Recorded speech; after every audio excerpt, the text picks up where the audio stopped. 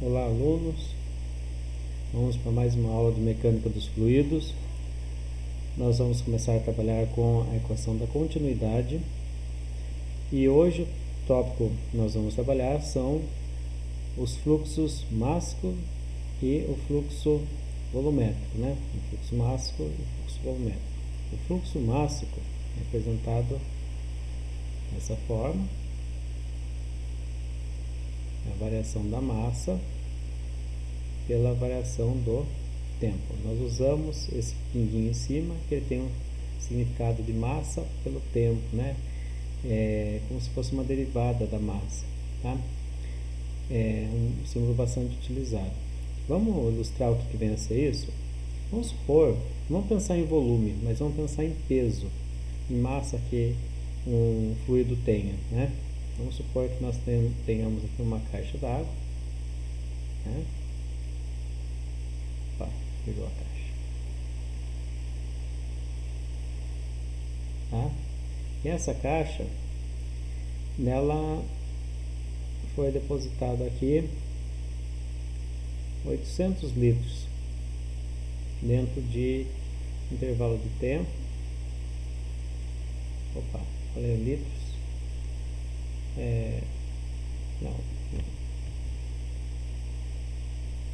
vamos usar litros, mas é quilo, tá? Não 800 litros, 800 quilos. Vamos lá.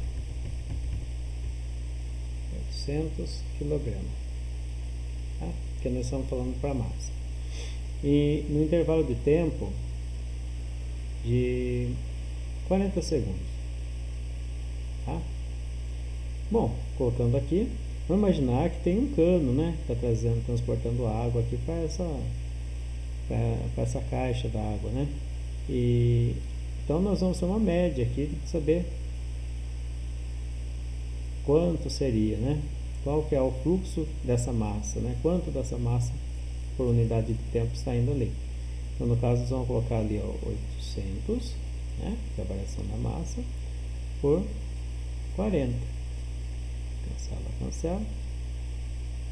Então, o fluxo máximo vai passar a ser a 20 kg por segundo, tá?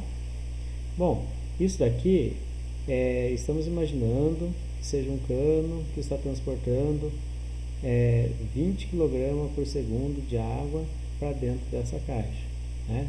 E imaginando que esse M seja constante, né? Vamos pensar assim, tá? Embora esse M aqui, quando você tem uma massa total dividido pelo tempo total, você tem já o M médio, né? Por quê? Porque eu não sei se vai demorar muito para cair aqui ou não, né? Que às vezes esse cano poderia ter, em determinado momento, depositado num fluxo de 10 kg por segundo, depois lá no fim estava 50 kg por segundo. O que nós temos aqui é apenas uma média. A média foi de 20 kg por segundo. Se ele fica 20 kg por segundo a todo momento, nós falamos que ele é um sistema contínuo constante, né? Então ele é constante, então ele fica sempre com essa mesma fluidez, né? Mesma massa aqui, o mesmo fluxo máximo, tá?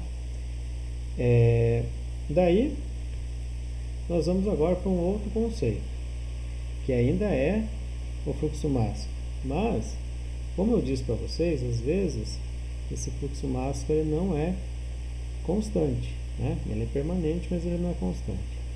Então vamos supor que tem essa situação aqui. Nós temos uma caixa d'água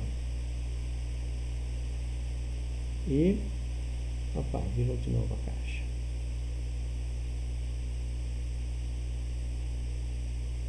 Né? E ela está sendo abastecida aqui com massa, mas a massa ela agora obedece uma função, tá? Então ela não é uma função constante e nem uma função do primeiro grau. Então ela recebe uma massa ali que vamos colocar aqui que seja de 4t². Não, vamos colocar um valor não, pode ser 4 T ao quadrado quilograma por segundo. Vamos supor que essa caixa ela vai receber massa durante 10 segundos. Vou colocar lá que o ΔT nosso é igual a 10 segundos. Pois bem, vamos agora calcular, né, quanto seria de massa nesses 10 segundos. Então, massa, né, 4 vezes 10 ao quadrado, a massa total será 100 vezes 4, 400 kg. Beleza, então se eu perguntar qual que é a média para esse intervalo, é bastante simples, né? Eu vou pegar quanto foi o total, né? 400. Em quanto tempo? 10 segundos. Então, nosso fluxo máximo aqui será de 40 kg por segundo. Só que isso aqui é apenas uma média, tá? Bom, esse pontinho, nada mais, nada menos, ele significa uma derivada, tá? Então, vamos lá para o conceito quando a massa é variável, né? Então, a massa, o M pontinho, né, aliás, ele vai ser dm por dt. Então, como eu falei para vocês, a massa ela vai variar conforme vai passando o tempo. Então, imagine assim, conforme vai aumentar o tempo, a quantidade de massa que está entrando aqui nessa caixa, ela passa a ser cada vez maior. Diferente daqui que eu estou pensando que ela seja constante, né? Então, sempre cai 20, 20, 20, 20, 20. E aqui nós temos uma média de 40, mas nós não sabemos quanto é ao longo do tempo. Às vezes no começo está 20, 30, 40, depois lá no fim deu até 100, né? Então vamos ver quanto seria. Então o que eu tenho que fazer? O que eu posso descobrir são os fluxos instantâneos, né? Então vamos lá. É só eu derivar essa equação em função do tempo, né? Quando o tempo tende a zero. Então vai ficar como aqui? A regra do tombo, 2 cai para cá, vai ficar 8t. 8t, né? E diminui 1 grau aqui do expoente, 8t. A unidade aqui é quilograma por segundo. Então vamos lá? Então, instantaneamente, tempo zero vai ser 8 vezes 0, que vai dar 0 kg por segundo.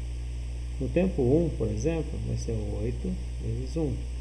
Assim, então 8 kg por segundo.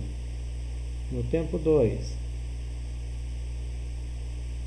vai ser 8 vezes 2, 16 kg por segundo. 8 vezes 3, 24 kg por segundo. Então ele vai aumentar esse fluxo, né? Então no começo começa a cair pouquinho, depois vai aumentando, aumentando, aumentando, até chegar, por exemplo, lá no tempo 10, né? No tempo 10, 8 vezes 10 vai dar os 40 kg por segundo. Beleza? Então, aqui nós temos uma discussão sobre o que é a vazão mássica, certo? Agora, nós vamos trabalhar com uma outra vazão, né? Não a vazão mássica, né? O fluxo mássico, mas sim a vazão volumétrica ou o que a gente chama de simplesmente vazão, tá? Mesmo raciocínio, só que agora é com volume. Nós vamos a V pontinho, que é ΔV, que é a variação do volume, pela variação do tempo. Vamos imaginar uma caixa d'água, uma caixa d'água cilíndrica. Vamos supor que tenha 1000 litros, né? E uma mangueira vai abastecer ela, esses 1000 litros, dentro de um intervalo de tempo de 50 segundos. Então, o fluxo máximo vai passar a ser, então, o máximo não, volumétrico, né? 1000 dividido por 50. Aqui então vai dar 100 dividido por 5, 20 litros por segundo. Vocês viram que é bastante parecido com o outro, tá? E da mesma forma, pode ser que o volume seja diferente. Então nós vamos sair para o mesmo conceito, que a vazão, né, que é o fluxo volumétrico, é a derivada do volume pelo tempo quando o tempo tende a zero, tá? Na apostilinha de vocês tem tudo escrito lá, tá? Então é importante vocês acompanharem lá também. Tá? Vamos colocar aqui um exemplo qualquer, tá? Vamos supor